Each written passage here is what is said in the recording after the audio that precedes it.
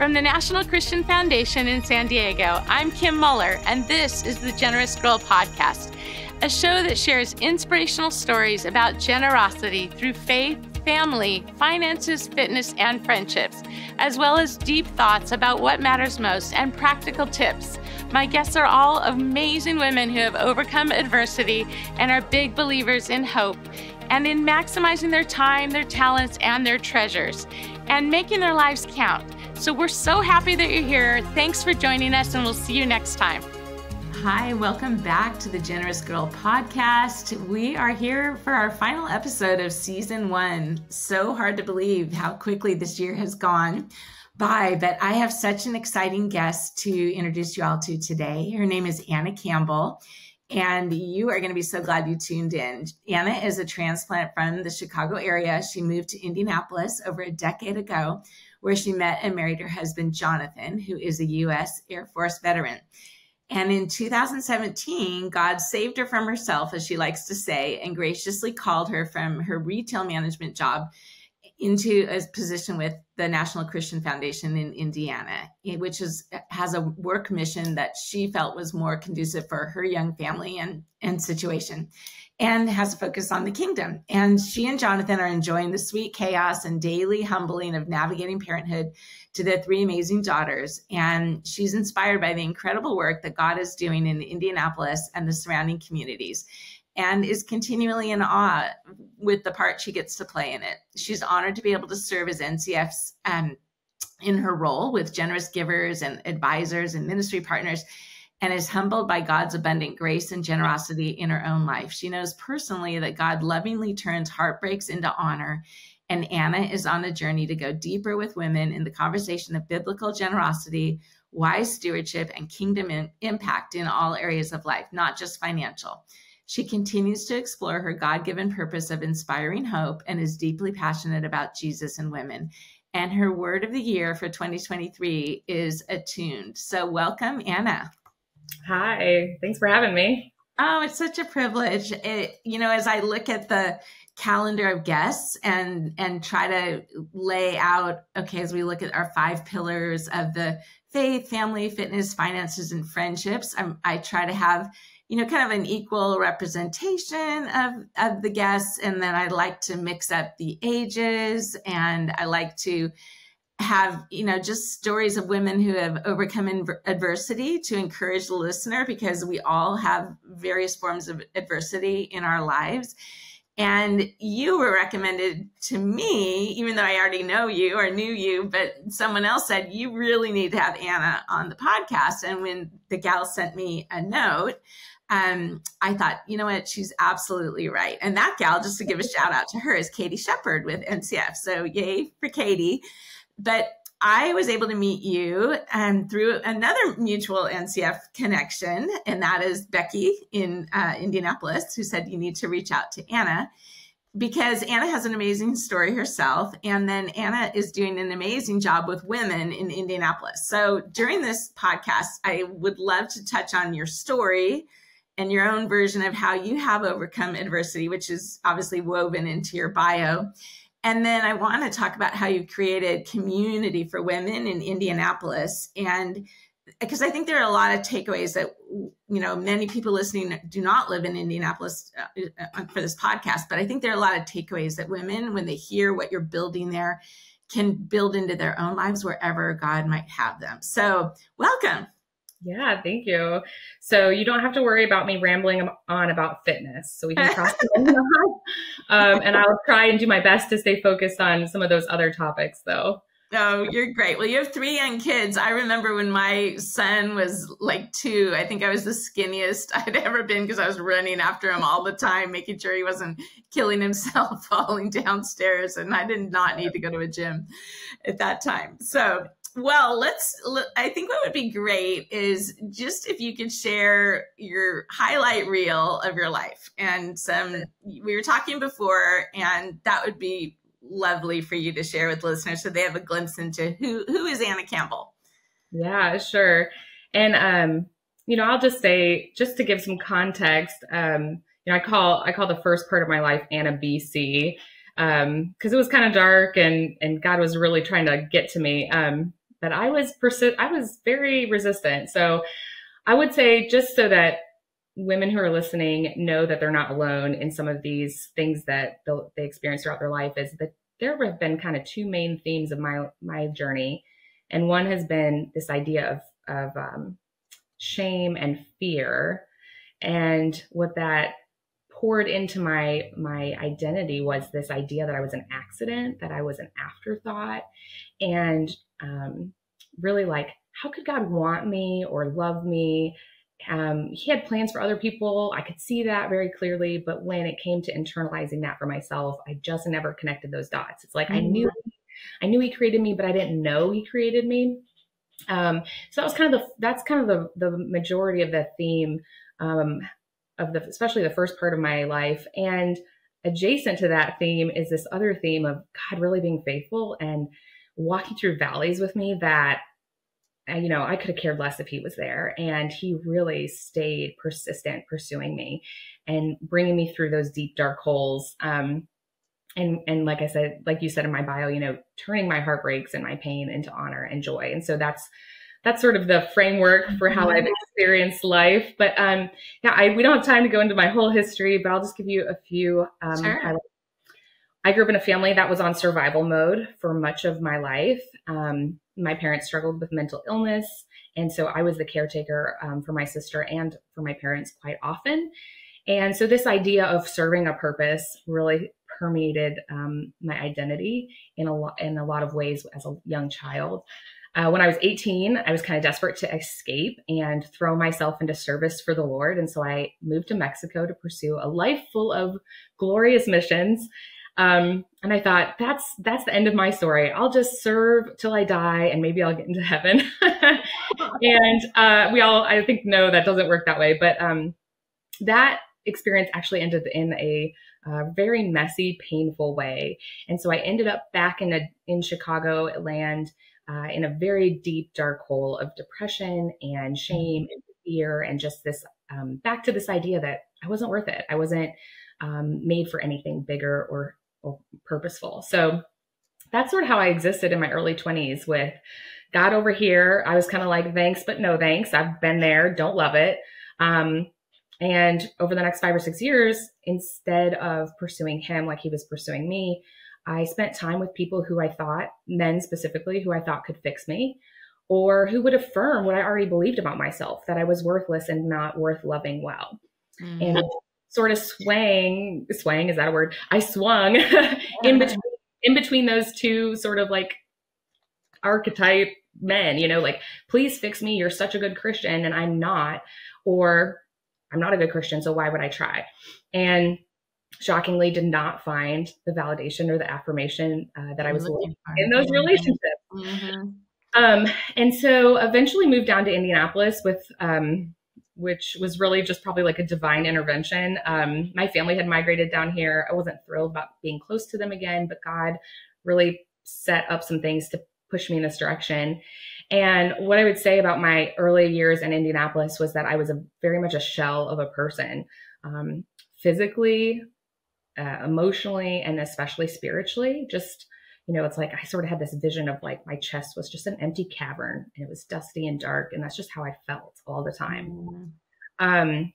So I was living with my sister in Indianapolis, and she came home one night and said, hey, there's a guy that just started work at the restaurant she was at. He just got out of the military. I think you'd really like him. Like, basically you're a loser and have no friends. Maybe you should hang out with somebody. I was like, okay, ouch, but you're right. And so we ended up going out, and I almost bailed on this date because, again, I just had this sense like I'm not worth anything good. And I kind of thought this guy would probably be a good guy. He wasn't my typical date. He was nice and stable. And so deep down, I was like, I don't know if I can show myself to somebody like that. But I ended up going on a date, and 12 years later, Jonathan and I are married, and we have 3 girls. And so we are being sanctified every single day. Along with everyone else. Oh my gosh. So we actually were joking this morning. I said, I still am shocked when I think back about when we met, I felt like such trash. And he goes, well, I'm a raccoon. I love trash. And I said, okay. So we still just look back on that and really see God's hand in that, and the way he's generous with putting people in your life right at the right time. And so not to say that our marriage and life and family has been totally beautiful and stress-free, but he's been a real blessing to me. So fast forward, and we're married, we have our first kid, and I sort of throw myself into expectations that I think other people should have for me.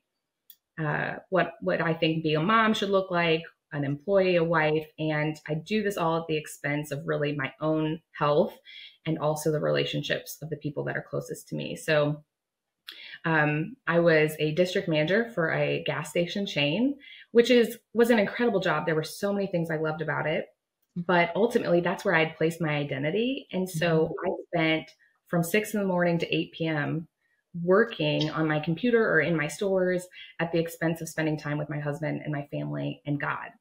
And so by the end of that run, I had really burnt out pretty hard and pretty epically. And the enemy had really gotten a foothold in my spirit, saying, with his lie that work was the answer. Do more, be more, accomplish more, and people will love you better. And that wasn't the truth, right? So we had our second daughter, and during this second maternity leave, I am racked with anxiety about going back to this job that I've just killed myself at and can't imagine going back to.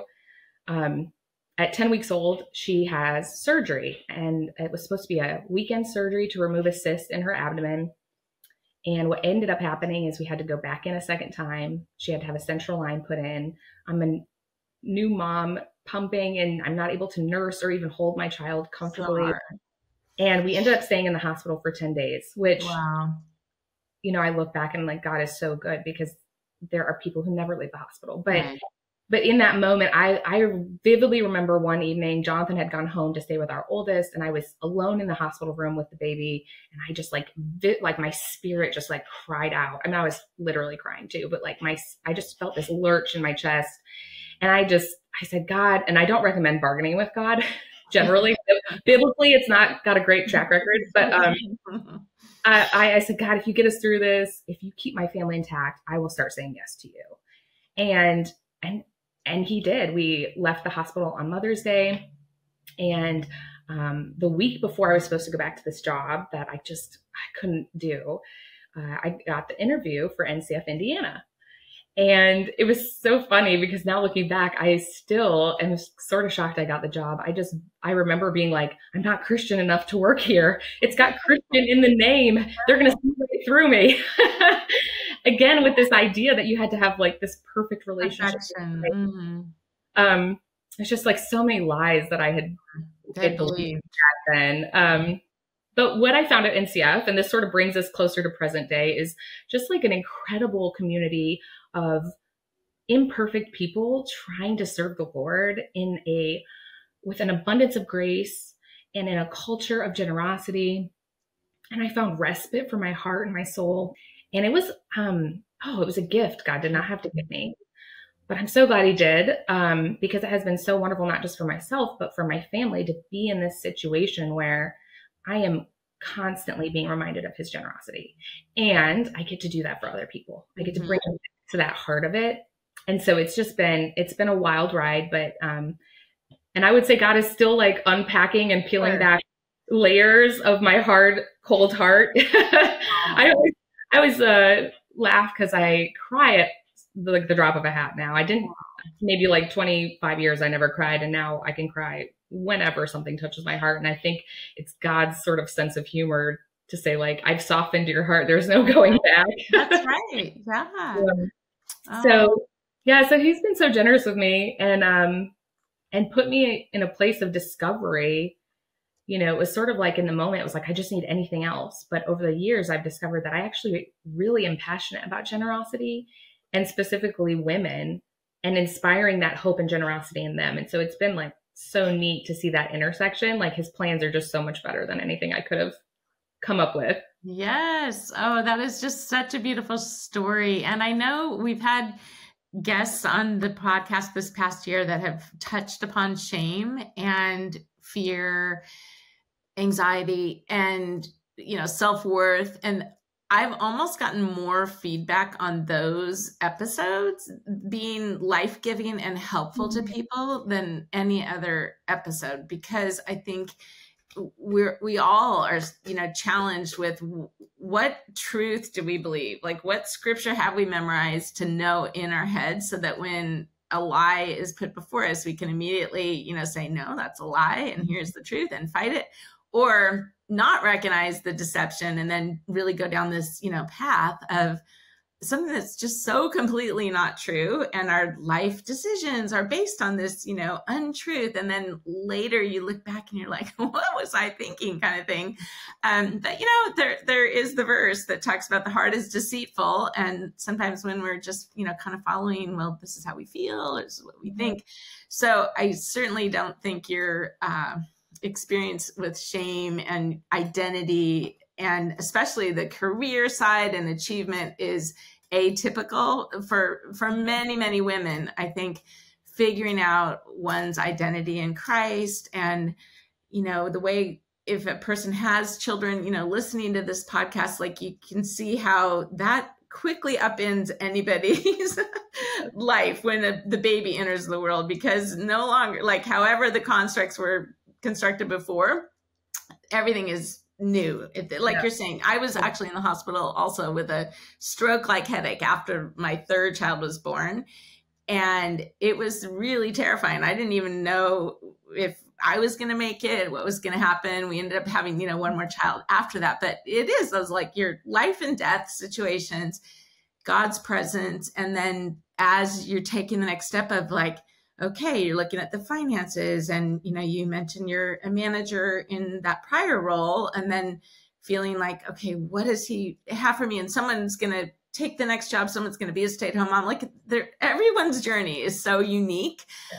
But the beauty of it, I love, is what you're talking about God's generosity that he gives to us through so many things, and when we have the eyes open to see what that is, it does make us want to give more of ourselves and our time, our talents, our treasures. So the tears, I think that's beautiful. So keep crying when they're brought to your mind.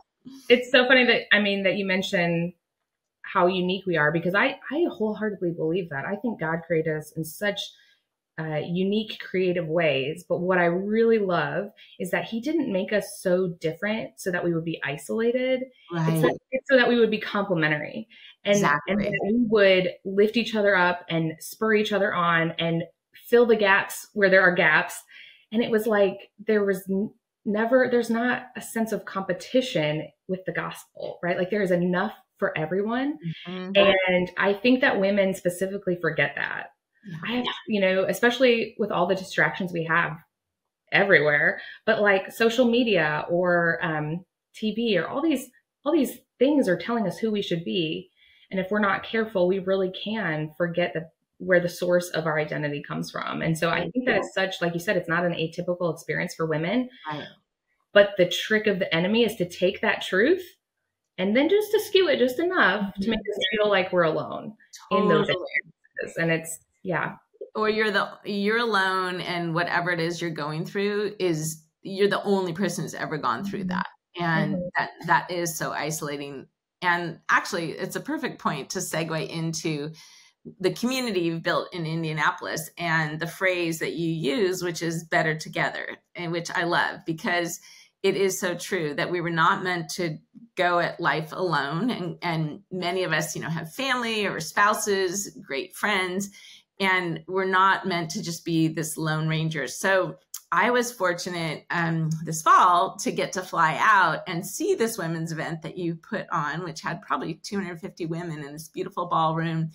And you had Julie Wilson, who was on the Generous Girl podcast, episode number 2. She was the keynote speaker. She did a lovely job of like teaching from the platform, but then also giving women a chance in small groups to connect with one another and then take the next step of doing an actual like small group study, which we call Ignite with the Women Doing Well program. But why don't you talk a little bit about not just that event, but what you're trying to do and what you have done in building this really cool community of women in Indianapolis? Sure. Yeah. So I'll sort of frame it up a little bit with what NCF's purpose is and mission is. But first I want to say, I so appreciate you saying I built it, but I am one tiny little person. I know. And I've had such incredible women like catch the vision and just energize around this idea of creating a space that's safe to talk about finances and generosity and stewardship and just shed that sense of competition and come together for collaboration for the kingdom and be bold in our faith. And so I could list so many. I wish they were all here on the podcast with me, but certainly not a single effort by myself by any means. But, for sure. Yeah. So at NCF though, and you know this because you're a part of NCF, but for people who are not as familiar, our mission is to mobilize resources by inspiring biblical generosity. And so in my brain, I like pictures. There's a two parts, right? The mobilize and the inspire. And what I really love about our mission is it doesn't say mobilize money. It says mobilize resources. And the more that I meditate on this and read the Bible and talk to other women, the more I'm convinced that we are the resources that need to be mobilized, that women are going to be the ones to revive the church in the truest sense, that women are going to be the ones, if they're not already, building the businesses, stewarding the funds, creating relationships and policies and directions for culture, right? Like I think that God wants us to be mobilized. And then the other things we're stewarding are like byproducts. Mm-hmm. I really think that we're his most special, most impactful resource. And so when I think about mobilizing resources, yes, NCF has practical tools to mobilize financial resources, but I don't think that's where we stop. Like I think the culture of NCF is to disciple and to spur each other on in wholehearted, whole person development so that we can continue to reflect Christ, transform into his image. And so I met Jonathan during this time in my life where I was a hot mess and went on this date. And I think, nothing had really changed spiritually for me. I wasn't necessarily looking for a long-term relationship, but God in his sovereignty knew, what he was doing. And so Jonathan saw me at my worst and really stuck around for kind of the ugly side of me. I mean, I would have panic attacks that I couldn't explain. And I was in deep pits of anxiety and depression for a lot of those first months, especially that we were dating. And really, he was just persistent in, I don't even think he knew it at the time, but like showing me what it meant to be valued and loved. And I think even though we didn't really start our relationship with Christ at the center, as we've grown into our relationship and our marriage and have had these different experiences where faith is becoming more and more the center, I can look back and say, even if we both didn't realize it at that time, God was mending my heart, and he was using Jonathan to show me what he was going to even offer me even more so. And so I think I didn't have this great, change of heart. I'm going to start looking and dating better men. But God brought me a man who was like top notch and continued to grow us together in that journey. So, beautiful. So beautiful. And that ties into, as we're talking about the mission of NCF and what you were saying about the resources and thinking of women as these resources that God wants to deploy, women who understand their identity in him, understand the potential of how they can change this world, impact the kingdom. Like there is no greater joy when a woman is fully released to be all she was made to be. And, your 2-word purpose statement is inspiring hope. Mine is encouraging significance. I just finished doing a Women Doing Well group out here in Southern California that we met in person with, and I loved it. I mean, there's nothing that gives me greater joy than like raising my husband's and my own kids and helping them be all they were made to be, and watching women in groups do the same. So keep unpacking what you were saying earlier about the mission and what you're trying to build with Better Together in Indianapolis, because I think it's wonderful. Yeah. So just this idea, again, that we are the equity that God is putting into this world, like to make it more like heaven on earth. We are the resources that need to be mobilized. And to do that, we need to understand a few truths about ourselves, based on what he says in the Bible. But first, before I get to that, I was at a women's event last night, and the speaker, she goes, I just think Jesus is crazy about women. I mean, like, I don't think, again, we have a tendency to think we're accidents or afterthoughts, but I think he's crazy about us. I think he is just like excited that we are laboring in the kingdom for and with him. And she goes, think about this. Like, Jesus could have just poofed to earth as an adult, but God sent him as an infant through a woman. I mean, like, if that's not the biggest ask of what stewarding something valuable, I don't know what is. Like, that's an incredible responsibility, and eternally impactful, her role and her participation in bringing the kingdom to earth. And so I just think, it's like when we think about our responsibility as women, even just knowing some of the data that's coming down the line about how much wealth the women in the US are going to manage, in the next, less than a decade, we're going to be managing more than 70%. And the global number, I think, is like 38%. So it's women, but it's also women in the US. We are going to be resourced in a way that the world has never seen before. And to understand that God's crazy about us, and then to pair it with the statistics that this is a reality and it's coming. I mean, what an opportunity. What a way to engage and to get to know Jesus even better, and to share that with other women and their families. I mean, women are going to have generational impact, like exponentially. So that we've never seen. Oh my gosh, it's like, it hypes me up to think about. I love it. I love that you called that out from the speaker last night, because it is this Christmas season, and you're absolutely right. And there's no other religion like Christianity that values the woman. Right. And, you look at the value of women in the Middle East, in other religions, and the books that are out there of just the shame, and there's no value for the woman. And yet the woman is the one bringing these precious babies into the world, the life giver, the nurturer, and the one who brings beauty often into a room. And and that's what God chose, is Mary, you're the one, you're going to bring my son into this earth. Yes. And I just can't get over what she shared too. This idea that Mary was entrusted with Jesus, but also she gave Mary community. Was it, I'm like totally blanking out, Elizabeth, right? Elizabeth. Before her.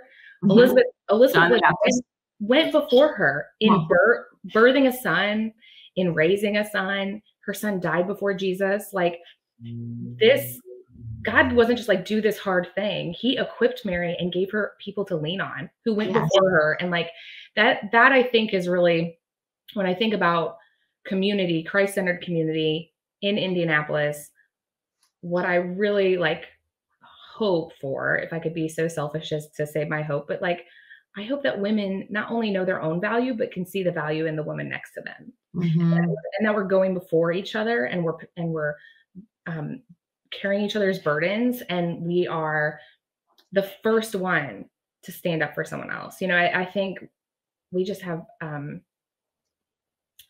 such opportunity to influence and to love well.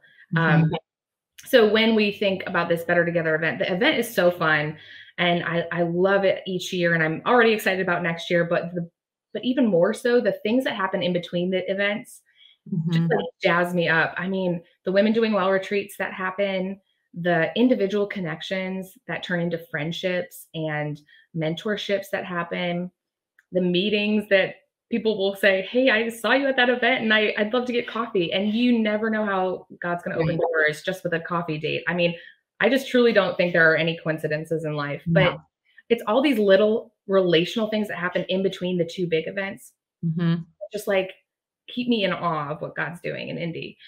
And so at this event, and our hope with, you know, as I'm interacting with women too, individually or in small groups, my hope is that, and I use this as my own practice. I try very hard to come back to these consistently. I have 6 sort of biblical truths that I've gleaned this year that I'd love to share, because I think, I think they'll resonate. But specifically about generosity, some of the things that I come back to are generosity is a gift, and not just a gift, but a gift from a generous God.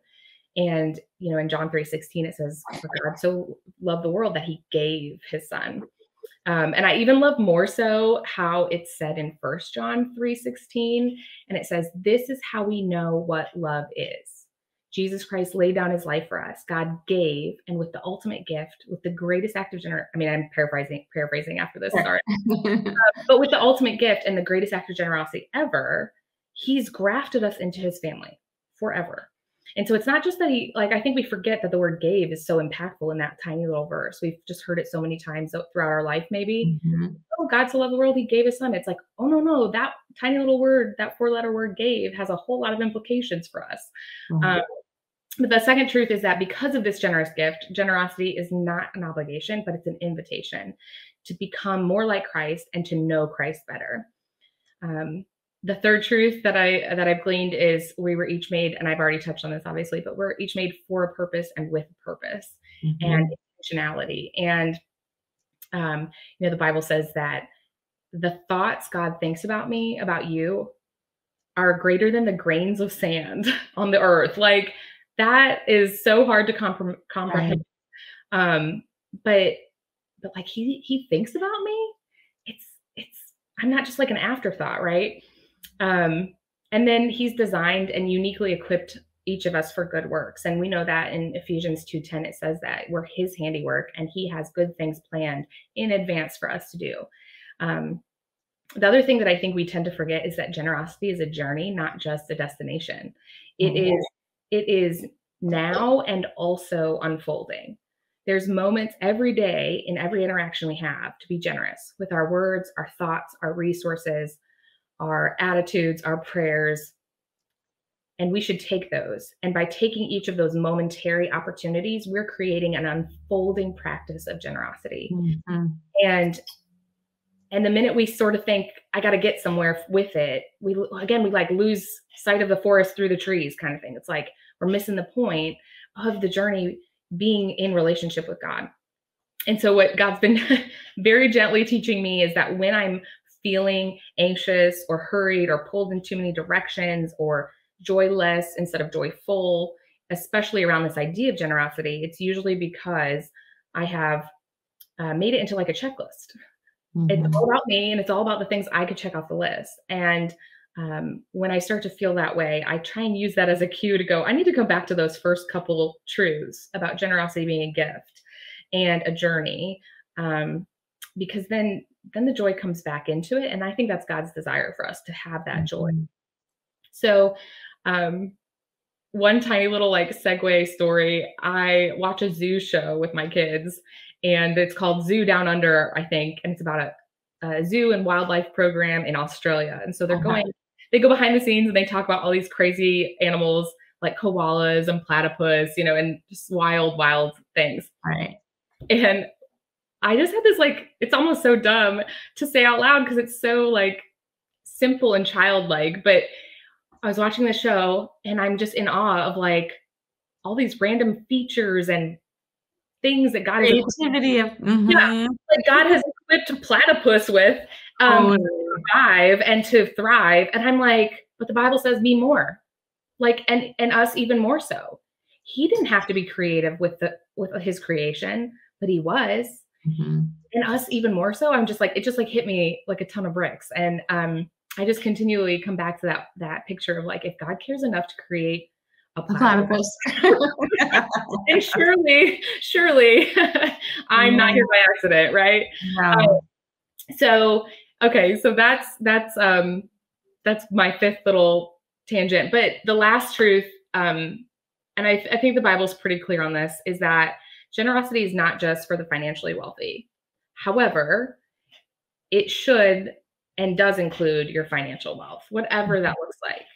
And I think that this is something that we trip up on quite frequently. We kind of go, I'm giving God my everything else, so my finances are kind of off limits, or I'm giving really well financially, and so I don't feel like I need to step into anything messy personally. And I do think having that holistic mindset of like, no, God wants it all. And it does. I don't want to make light of it. It's a hard mentality to have and to keep. Like, it's a constant practice. And I'd be lying if I'd say I'm totally there. But I do think that God wants it all. He wants our hearts. And so my encouragement would be, if you feel some kind of way when I say generosity includes money, my encouragement would be to lean into why. Mm-hmm. What emotions does that bring up? Because I think we have a lot of ideas about money and God and our identity and even salvation to some extent that are all sort of intertwined. And Absolutely. And we hold some things just so tightly with our fists. I mean, if someone's watching on YouTube, they can see me with two fists right now.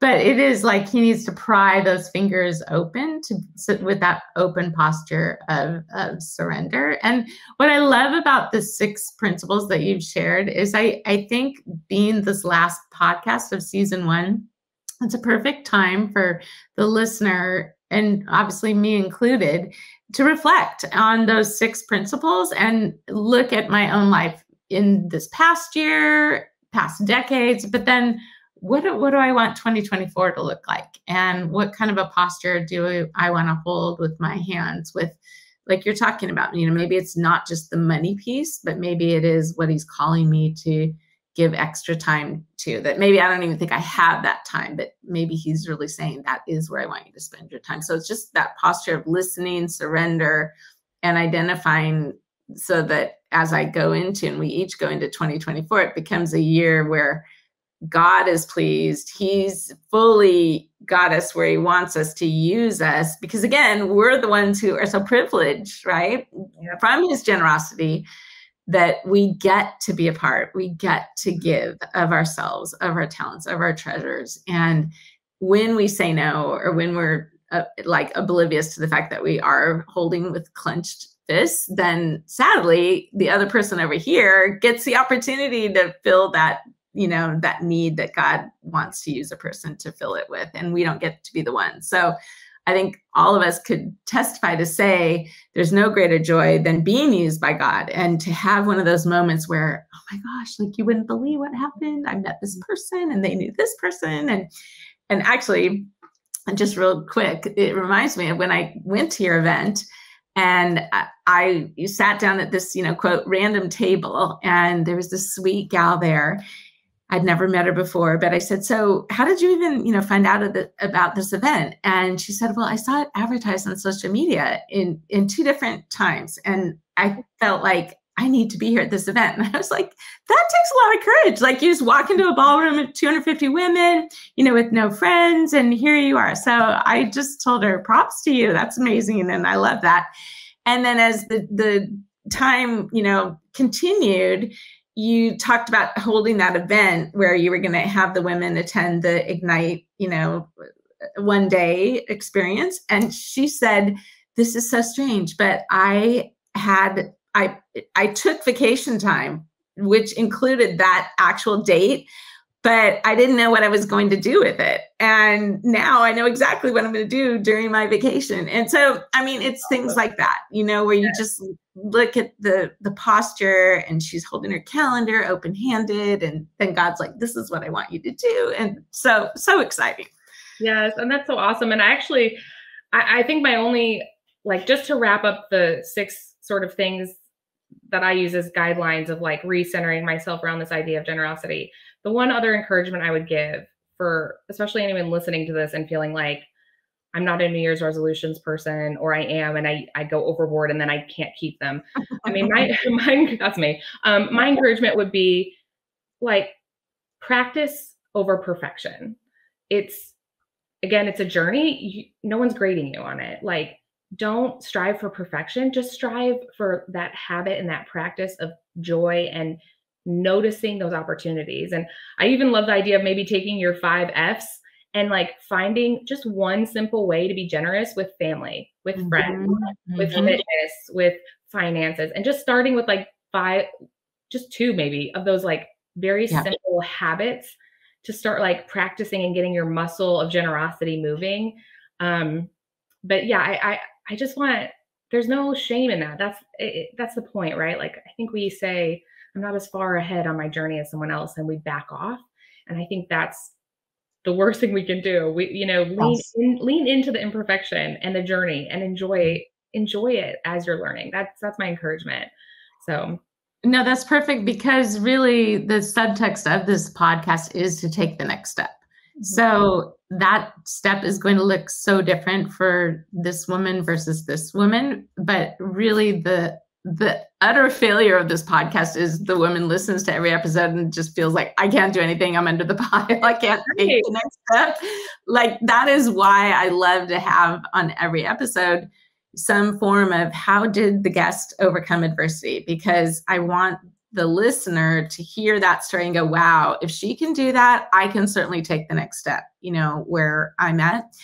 And so obviously if someone's listening and they're connected to an NCF community of women around the country, which there are plenty, then they're going to have a much easier way to, take the next step of doing things with women, believing that we are better together. We're not meant to, compete against each other, but we're there to encourage each other so that we know we're not alone, and God's given us each other for this journey.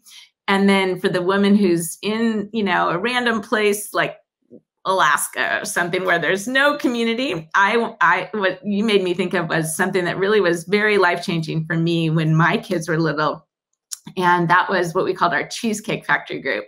And we happened to have a cheesecake factory that was like, a half hour away, this restaurant. And several times a year, a group of us would meet there, and we would be there right when they opened. It was like probably 11:30 till 2:30 when we had to go race and go pick up the kids.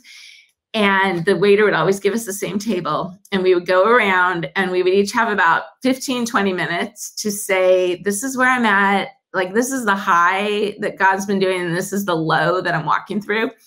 And then we would have the next phase of that, like, discussion where it would be like, do I want people to give me ideas and solutions for the hard things? Or do I just need a place to really kind of, I don't want to say vent, but really just share, where I'm at and how hard it is.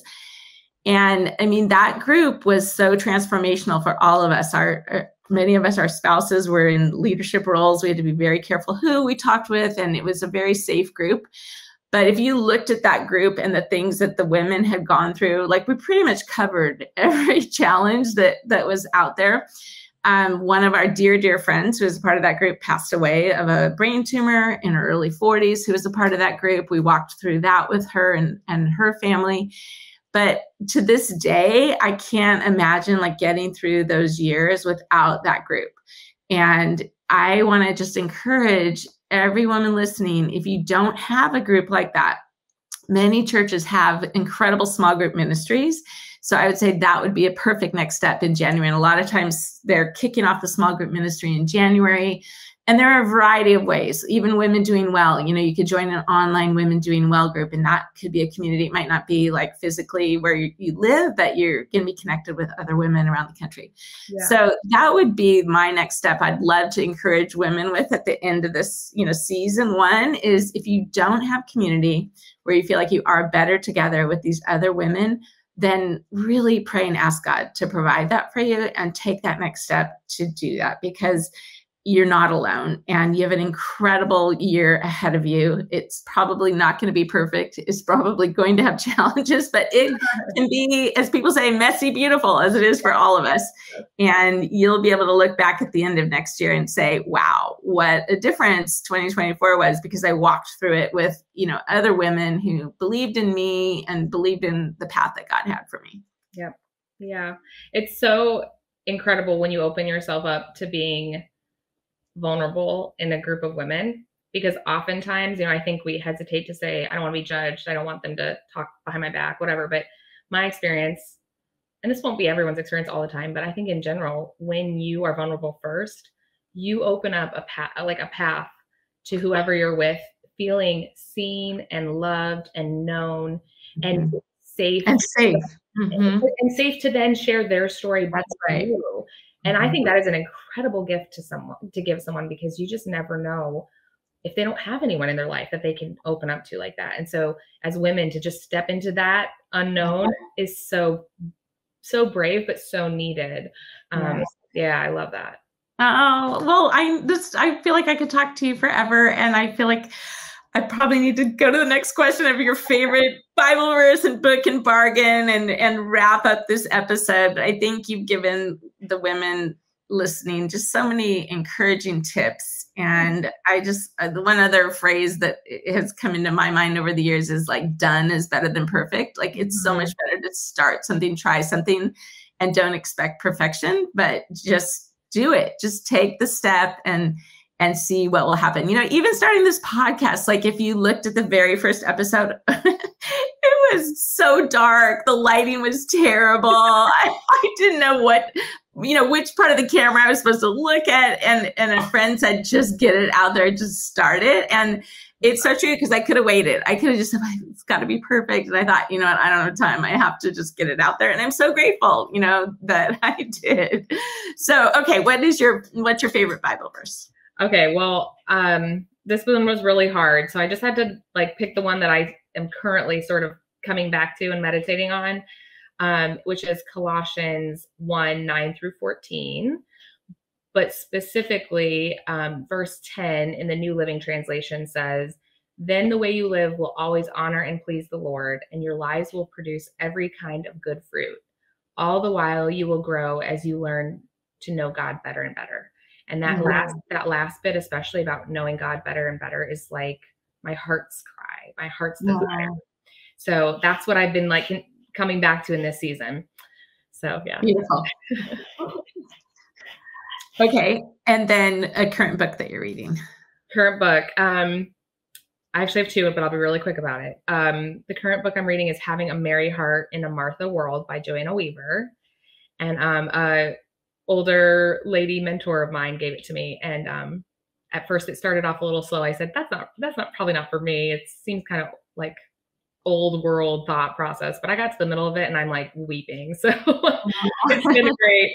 And then my all-time favorite book that I continue to come back to and read over and over again is Hind's Feet on High Places by Hannah Bernard. Hannah Bernard, I love that book. I read that when I was a teenager. Oh. Yeah.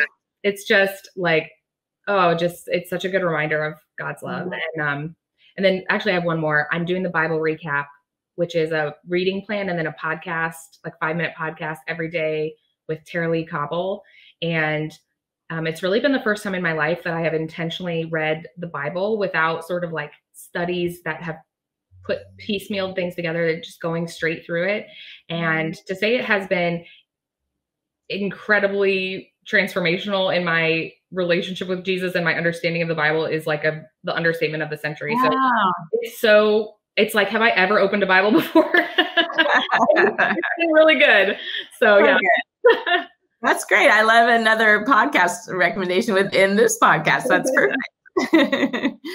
Okay. And a bargain. Okay. I am on the advisory board of a social enterprise for Wheeler Mission, which is a homeless shelter downtown Indianapolis. They have a center for women and children. And within that, they have an addiction program. So this social enterprise employs the women in their addiction recovery program. It's called Restored Creations, and they make candles. And they just started making these oil car diffusers that you hang on your windshield or your rearview Sure. mirror. Yeah. And they smell amazing, and they're only $8. And I've had mine in my car for like over a month, and it's not even halfway empty yet. So if you're looking for gifts for teachers or friends or yourself, support a great cause, and it's at restoredcreations.net. Perfect. And that will be in the show notes. Oh, so beautiful, Anna. Thank you so much for carving out the time to be here. Such a blessing.